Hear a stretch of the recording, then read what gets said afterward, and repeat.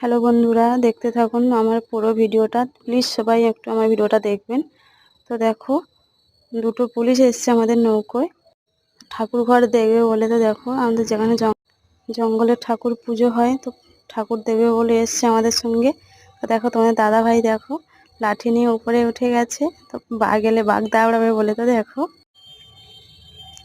Police দুটোতে কি ভয় পাচ্ছিল, তো ওরা তো আসতে চাইছিল না, নামতেই চাইছে না। তো আমরা সাহস দেখালাম, চলে এসো, আমরা আগে আগে যাচ্ছি, তোমরা আগে পিছনে এসো। তো দেখো ঠাকুরগুলো দেখো কি অবস্থা, দেখো এখানেই বাঘ থাকে। দেখো ঠাকুরের মাথাগুলো সব দেখো, মুখ দেখা যাচ্ছে না, সব চূড়াগুলো দেখো মুখ ঢেকে গেছে সব।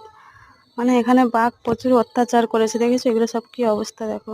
আর দেখো, ছবি তুলতে চলে এলাম, দুপাশে দুটো পুলিশ দাঁড়িয়ে আছে দেখো, কিন্তু দুধারে দুটো পুলিশ দেখো আমাদের সঙ্গে ছবি তুলে দেখো চলে এলাম।